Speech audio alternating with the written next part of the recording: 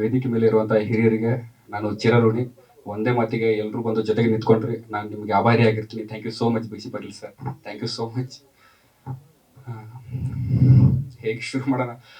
ಮೊದಲನೇದಾಗಿ ನಮ್ಮ ತಂದೆ ತಾಯಿಗೆ ನಾನು ಯಾವಾಗಲೂ ಋಣಿಯಾಗಿರ್ತೀನಿ. ಯಾಕಂದ್ರೆ ನಾನು ಸಿನಿಮಾ ಇಂಡಸ್ಟ್ರಿಗೆ ಹೋಗ್ತೀನಿ ಅಂತಂದಾಗ ಎಲ್ಲರೂ ಬಂದು ಅವ್ರ ಮುಂದೆ ಬೈಯೋರು ನನ್ನನ್ನು, ಇವ್ನು ಹಾಳಾಗಿ ಹೋಗ್ತಾನೆ, ಉದ್ಧಾರ ಆಗಲ್ಲ, ಜೀವನದಲ್ಲಿ ಕೆಟ್ಟೋಗಿದ್ದಾನೆ ಅಂತ. ಆದರೆ ನಮ್ಮ ತಂದೆ ತಾಯಿ ಮಾಡಿರುವಂಥ ಮೋಟಿವೇಶನ್ನೇ ನಾನು ಇವತ್ತು ಇಲ್ಲಿ ಕೂತ್ಕೊಳ್ಳೋಕೆ ಆಧಾರ ಸ್ತಂಭ. ಅವತ್ತು ಅವ್ರು ನನಗೆ ಸಪೋರ್ಟ್ ಮಾಡಿರಲಿಲ್ಲ ಅಂದ್ರೆ ನಾನು ಇವತ್ತು ಇರ್ತಿರ್ಲಿಲ್ಲ. ಥ್ಯಾಂಕ್ ಯು ಸೋ ಮಚ್ ನಮ್ಮ ತಂದೆ ತಾಯಿಗಳಿಗೆ. ಜೊತೆಗೆ ನನ್ನ ಮೊದಲೇ ಸಿನಿಮಾ ನಿರ್ಮಾಪಕರು ವಿಜೇಂದ್ರ ಸರ್, ಅವ್ರನ್ನ ನೆನಪು ಮಾಡ್ಕೊಳ್ದಿರುವಂಥ ದಿನಗಳೇ ಇಲ್ಲ. ಯಾಕಂದ್ರೆ ನಾವು ಯಾರ ಹತ್ರ ಒಂದು 500 ರೂಪಾಯಿ 1000 ರೂಪಾಯಿ ಕೇಳಿದ್ರು ಮಗ ಯಾವಾಗ ವಾಪಸ್ ಕೊಡ್ತೀಯ ಅಂತ ಕೇಳ್ತಾರೆ. ಅಂಥದ್ರಲ್ಲಿ ನನ್ನನ್ನ ನಂಬಿ ಮೊದಲನೇ ಸಿನಿಮಾಗೆ ಲಕ್ಷ ಲಕ್ಷ ಬಂಡವಾಳ ಹೂಡಿದ್ರು. ಅದಕ್ಕೆ ನಾನು ಯಾವಾಗಲೂ ಅವ್ರಿಗೆ ಆಭಾರಿ ಆಗಿರ್ತೀನಿ, ಋಣಿ ಆಗಿರ್ತೀನಿ. ಕಾರಣ ಏನಂದ್ರೆ ಆ ಒಂದು ಸಿನಿಮಾದಿಂದ ನಾನು ತುಂಬಾ ಕಲ್ತಿದ್ದೀನಿ, ತುಂಬಾ ಅಂದ್ರೆ ತುಂಬಾ ಕಲ್ತಿದ್ದೀನಿ. ಸಿನಿಮಾ ಹೆಂಗ್ ಮಾಡಬೇಕು, ಅದನ್ನ ಹೆಂಗ್ ಡಿಸ್ಟ್ರಿಬ್ಯೂಟ್ ಮಾಡಬೇಕು, ಜನರಿಗೆ ಹೆಂಗ್ ತಲುಪಿಸ್ಬೇಕು ಅಂತ. Thank you so much Vijendra sir. ಅವರಿಗೆ ಇನ್ವೈಟ್ ಮಾಡಿದ್ದೆ, ಏನೋ ಬೇರೆ ಕೆಲಸದಲ್ಲಿ ಬರೋಕ್ಕಾಗ್ಲಿಲ್ಲ ಅಂತ ಕೇಳ್ಪಟ್ಟೆ. ಜೊತೆಗೆ ಇವತ್ತು ಆಕ್ಚುಲಿ ಇಲ್ಲಿ ಕೂತ್ಕೊಂಡಿದ್ದೀನಿ ಅಂದ್ರೆ ಅದಕ್ಕೆ ಕಾರಣ ನಮ್ಮ ರಂಜನ್ ಭಾಯಿ ಮತ್ತೆ ನಮ್ಮ ಪಾಟೀಲ್ ಸರ್. ಯಾಕಂದ್ರೆ ಈ ಸಿನಿಮಾ 1 ವರ್ಷದ ಬಿಫೋರ್ ಏನೇ ಶುರು ಆಗ್ಬೇಕಿತ್ತು, ಕಾರಣಾಂತರಗಳಿಂದ ನನ್ನಿಂದಾನೇ ತುಂಬಾ ಡಿಲೇ ಆಗ್ತಾ ಹೋಯ್ತು. ರಂಜನ ಯಾವಾಗಲೂ ಕಾಲ್ ಮಾಡಿದ್ರು, ಮಗ ನಿಮ್ಮನ್ನ ನಂಬಿಕೆ ಇದೆ, ಸಿನಿಮಾ ಮಾಡೋಣ ಸಿನಿಮಾ ಮಾಡೋಣ ಸಿನಿಮಾ ಮಾಡೋಣ. ಬೇರೆ ಯಾರು ನಿರ್ಮಾಪಕರಾಗಿದ್ರೆ ಈ ನನ್ನ ಮಗ 1 ವರ್ಷದಿಂದ ಆಟ ಆಡಿಸ್ತವನೆ, ಬಿಟ್ಟು ಬಿಡೋಣ ಗುರು, ಬೇಡ ಡೈರೆಕ್ಟರ್ ನೋಡೋಣ ಅಂತಿದ್ರು. ಆದ್ರೆ ನನ್ನ ಮೇಲೆ ಅದೇನು ಗೊತ್ತಿಲ್ಲ, ರಂಜನ ನನಗೆ ಕರೆಸಿ ಕೂರಿಸಿ ಆಫೀಸ್ ಎಲ್ಲ ಮಾಡಿಕೊಟ್ಟು, ಪೇಮೆಂಟ್ ಎಲ್ಲ ಕೊಟ್ಟು, ಸ್ಕ್ರಿಪ್ಟ್ ಎಲ್ಲ ಬರ್ಸಿ ಸಿನಿಮಾ ಶುರು ಮಾಡಿಸಿದ್ದಾರೆ. ಥ್ಯಾಂಕ್ ಯು ಸೋ ಮಚ್ ಅಣ್ಣ, thank you so much Ganapati sir. ಜೊತೆಗೆ ನನ್ನ ಕೌಟಿಲ್ಯ ಸಿನಿಮಾ ರಿಲೀಸ್ ಆಗಿ 3 ವರ್ಷ 4 ವರ್ಷ ಆಗೋಗಿ ಬಂತು. ಸಿನಿಮಾ ಟೇಕಪ್ ಆಗೋದು, ಡಿಸ್ಕಷನ್ಗಳಾಗೋದು, ಹಂಗೆ ಬ್ರೇಕ್ ಆಗೋದು, ಏನೇನೋ ನಡೀತಾ ಇತ್ತು ಲೈಫಲ್ಲಿ. ಆದ್ರೆ ಸಿನಿಮಾ ಅನೌನ್ಸ್ ಮಾಡ್ತಿದ್ದೀನಿ ಅಂತ ಬರೀ ಸ್ಟೇಟಸ್ ಇಟ್ಟಿದ್ದಕ್ಕೆ ವಾಟ್ಸಪ್ ಅಲ್ಲಿ ಎಲ್ಲರೂ ಕೇಳ್ತಿರೋದೇನಂತಂದ್ರೆ, ಮಗ ಮದುವೆ ಆಯ್ತು, ಹೆಂಡತಿ ಕಾಲ್ಗುಣ ಹೆಂಡತಿ ಕಾಲ್ಗುಣ ಹೆಂಡತಿ ಕಾಲ್ಗುಣ ಅಂತ. ಅದಂತೂ ಸತ್ಯ, ಟು ಬಿ ಫ್ರಾಂಕ್ ಆಗಿ ಹೇಳ್ತಿದ್ದೀನಿ. ಅವ್ರು ನನ್ನ ಲೈಫಲ್ಲಿ ಬಂದ ಮೇಲೆ ನನ್ನ ಲೈಫಲ್ಲಿ ತುಂಬಾ ಒಳ್ಳೇದಾಗ್ತಿರೋದು, ತುಂಬಾ ಒಳ್ಳೆ ಕೆಲಸಗಳು ನಡೀತಾ ಇರೋದು. ನಾನು ಅವ್ರಿಗೆ ಯಾವಾಗಲೂ ಋಣಿ ಆಗಿರ್ತೀನಿ ನನ್ನ ಹೆಂಡತಿಗೆ. ಜೊತೆಗೆ ಇನ್ ಸಿನಿಮಾಗೆ ಬರೋಣ ಸರ್. ಯಾಕಂದ್ರೆ ನಾವು ನಡೆದು ಬಂದಿರೋ ದಾರಿನ ಯಾವತ್ತೂ ಮರೆಯೋಕೆ ಹೋಗಬಾರ್ದು ಅಂತ ಹೇಳ್ತಾರೆ. ಅದನ್ನ ನೆನಪಿಸೋ ಉದ್ದೇಶ ಅಷ್ಟೇನೆ. ಅವರೆಲ್ಲರೂ ನಾನು ಋಣಿ ಆಗಿರ್ತೀನಿ. ಜೊತೆಗೆ ಸಾಮ್ರಾಟ್ ಅಂತಂದ್ರೆ ಇದು ನಮ್ಮ ಬೆಳಗಾವಿ ಉತ್ತರ ಕರ್ನಾಟಕದಲ್ಲಿ ನಡೆದಿರುವಂತಹ ಒಂದು ರಿಯಲ್ ಇನ್ಸಿಡೆಂಟ್ ಸಬ್ಜೆಕ್ಟ್ ನ ಇಟ್ಕೊಂಡು ಮಾಡ್ತಿರುವಂತಹ ಕತೆ.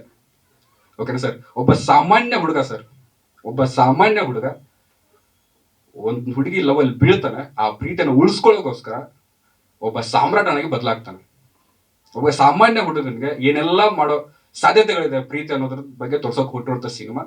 ತುಂಬಾ pure hearted love story sir. ಇಷ್ಟಂತ ಹೇಳೋಕೆ ಇಷ್ಟಪಡ್ತೀನಿ. ಥ್ಯಾಂಕ್ ಯು ಸೋ ಮಚ್.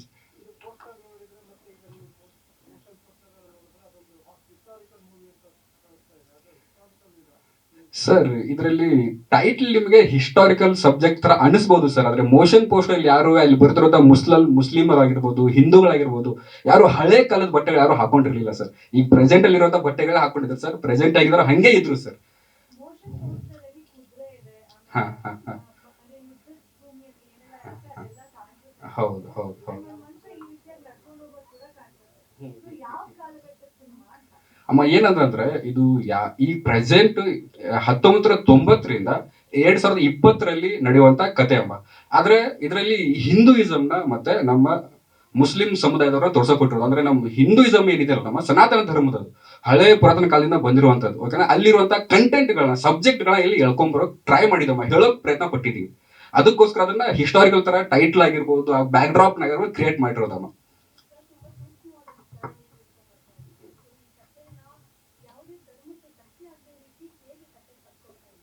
ಅಮ್ಮ ಏನಂತಂದ್ರೆ, ಈಗ ಹಿಂದೂಗಳನ್ನ ಮತ್ತೆ ಮುಸ್ಲಿಮರನ್ನ ನಾವಿಲ್ಲಿ ಪ್ರೆಸೆಂಟೇಷನ್ ಕೊಡ್ತಾ ಇದೀವಿ ಅಂತಂದ್ರೆ, 2 ಧರ್ಮದವರು ಬಂದು ನನ್ನ ಸಿನಿಮಾ ನೋಡ್ಬೇಕಮ್ಮ. ಯಾವ ಧರ್ಮನ ಕೀಳಾಗಿ ಯಾವ ಧರ್ಮದ ಮೇಲಾಗಿ ಇಲ್ಲಿ ಯಾವ್ದು ತೋರ್ಸೋಕ್ ಹೊಟ್ಟಿಲ್ಲ ಅಮ್ಮ. ನಾವು ಹೇಳೋಕ್ ಕೊಟ್ಟಿರೋದು ಪ್ಯೂರ್ ಒಂದು ಲವ್ ಸ್ಟೋರಿ ಅಮ್ಮ. ಓಕೆನಾ? ಒಂದು ಕಂಟೆಂಟ್ ಹೇಳೋಕ್ ಕೊಟ್ಟಿದ್ವಿ. ಶಾಶ್ವತವಾಗಿರೋದು ಪ್ರೀತಿ ಒಂದೇ ಅಮ್ಮ. ಕೊನೆಗೆ ಹೋಗ್ಬೇಕಾದ್ರೆ ಪ್ರೀತಿ ಒಂದೇ ಜೊತೆಗೆ ಉಳಿಯೋದು ಬಿಟ್ಟರೆ ಮತ್ತೆ ಇನ್ನೇನು ಇಲ್ಲ ಅಮ್ಮ. ಆ ಸಂದೇಶನ ಜನರಿಗೆ ಹೇಳೋಕ್ ಕೊಟ್ಟಿರೋದು ಅಷ್ಟೇ.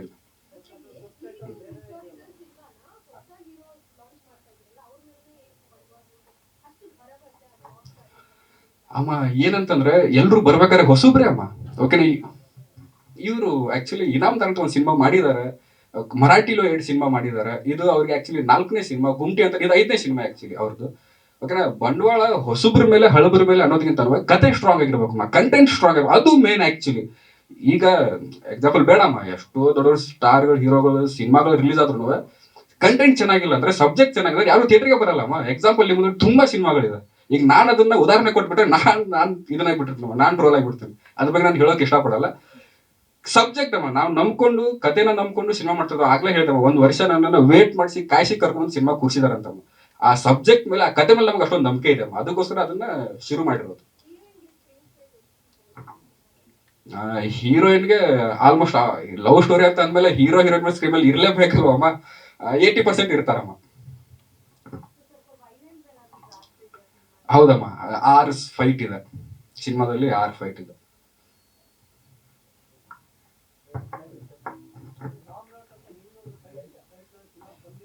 ವಿಷ್ಣು ಸರ್ದ ಒಂದು ಸಿನಿಮಾ ಬಂದಿತ್ತು ಸರ್. ಅಂದ್ರೆ ಸಾಮ್ರಾಟ್ ಅಂತಂದ್ರೆ ಸರ್, ಅದ್ರ ಉದ್ದೇಶ ಏನಂದ್ರೆ ಯಾವತ್ತು ಸೋಲನ ಒಪ್ಕೊಳ್ದಿರೋನು ಅಂತ, ಯಾವತ್ತು ಯುದ್ಧಕ್ಕೆ ರೆಡಿ ಆಗಿರೋನು ಅಂತ, ಪ್ರಪಂಚನ ಗೆಲ್ಲೋಕ್ ಹೊಟ್ಟಿರೋನು ಅಂತ. ಸರ್ ಅಲ್ಲಿ ನೀವು ಮೋಷನ್ ಪೋಸ್ಟ್ ನೋಡ್ದಲ್ಲೇ ಗೊತ್ತಾಗಿರುತ್ತೆ ಸರ್, ಬೇರೆ ಬೇರೆ ಧರ್ಮಗಳ ಮಧ್ಯೆ ಇರುವಂತ ಲವ್ ಸ್ಟೋರಿ ಸರ್. ರಕ್ತದಲ್ಲಿ ಬರೆಯಲ್ಪಟ್ಟ ಸಾಮ್ರಾಜ್ಯ ಸರ್. ಈಗ ನೀವು ಸಿನಿಮಾ ನೋಡಿದಾಗ ಸರ್ ಕನ್ಕ್ಲೂಷನ್ ಸಿಗುತ್ತೆ ಸರ್. ಯಾಕಂದ್ರೆ ನೀವು ಆಗ್ಲೇ ಹೇಳಿದ್ರಿ ಸರ್, ಧರ್ಮಗಳು ಅಂತ ಸರ್. ಈಗ ಆ ಧರ್ಮದವರು ನಮ್ ಧರ್ಮದವರು ಅಂತ ಅಂದಾಗ ಹೊಂದಾಣಿಕೆ ಅಷ್ಟೊಂದು ಬೇಗ ಆಗಲ್ಲ ಸರ್. ಅದಕ್ಕೋಸ್ಕರ ಯುದ್ಧ ಮಾಡ್ಲೇಬೇಕಾಗುತ್ತೆ ಸರ್. ಅದಕ್ಕೋಸ್ಕರ ರಕ್ತದಲ್ಲಿ ಬರೆಯಲ್ಪಟ್ಟ ಸಾಮ್ರಾಜ್ಯ ಅಂತ ಸಬ್ ಟೈಟ್ಲ್ ಇಟ್ಟಿರೋದು ಸರ್. ಇಲ್ಲ ಸರ್, ಆ ರೀತಿ ಅಷ್ಟೊಂದೇನು ಇದಿಲ್ಲ ಸರ್. ಅಂದ್ರೆ ನಮ್ ಕತೆಗೆ ಏನ್ ಬೇಕು, ನಮ್ ಸಬ್ಜೆಕ್ಟ್ ಏನ್ ಬೇಕು, ಅದನ್ನ ಮಾತ್ರ ಇಟ್ಕೊಂಡು ಮಾಡ್ತಿರೋಂಥ cinema sir. B C Patil ಸರ್ದು ಕ್ಯಾರೆಕ್ಟರ್ ಇದೆ ಅಮ್ಮ, ಕ್ಯಾರೆಕ್ಟರ್ ಇದೆ ಅಮ್ಮ. ಅದಕ್ಕೋಸ್ಕರ ಸರ್ ನಾವು ಇನ್ವೈಟ್ ಮಾಡಿರೋದು.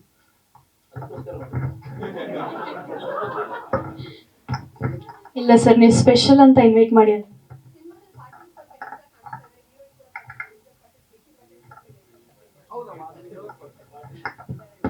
ಏನಮ್ಮ, ಈ ಸಿನಿಮಾ ಪ್ಯೂರ್ಲಿ ಉತ್ತರ ಕರ್ನಾಟಕದ ಟೀಮ್ ಅನ್ನ ಇಟ್ಕೊಂಡೇ ಮಾಡ್ತಿರೋ ಸಿನಿಮಾ ಅಮ್ಮ. ಟೆಕ್ನಿಷಿಯನ್ಸ್ ಇಂದಾಗಿರ್ಬೋದು, ಆಕ್ಟ್ರೆಸ್ ಇಂದಾಗಿರ್ಬೋದು, ಪ್ರತಿಯೊಬ್ರು ಒಂದು 60 to 80% ಎಲ್ಲರೂ ಉತ್ತರ ಕರ್ನಾಟಕದವರು ಇರೋದಪ್ಪ. ಏನಕ್ಕಂದ್ರೆ ಈ ಸಿನಿಮಾ ನಡೆಯೋದೇ ಉತ್ತರ ಕರ್ನಾಟಕದಲ್ಲಿ. ಅದಕ್ಕೋಸ್ಕರ ಆ ಕಡೆ ಸ್ಲ್ಯಾಗ್ ಆಗಿರ್ಬೋದು, ಬಾಡಿ ಲ್ಯಾಂಗ್ವೇಜ್ ಆಗಿರ್ಬೋದು, ಆ ಕಡೆ ಅಂದ್ರೆ ಅದೊಂದು ಮಾತು, ಆ ಬಿಹೇವಿಯರ್ ಬೇರೆ ತರ ಅಮ್ಮ. ಅದನ್ನ ಸ್ಕ್ರೀನ್ ಮೇಲೆ ನಾನು ಅನ್ಕೊಂಡಿರ್ತಾನೆ ತರಿಸ್ಬೇಕು ಅಂದ್ರೆ ಅಲ್ಲಿಯವ್ರು ಇದ್ರೆ ಅದು ಕನೆಕ್ಟ್ ಆಗುತ್ತಮ್ಮ ಆಡಿಯನ್ಸ್ ಗಳಿಗೆ ಅನ್ನೋ ಉದ್ದೇಶ ನಂದು. ಅದಕ್ಕೋಸ್ಕರ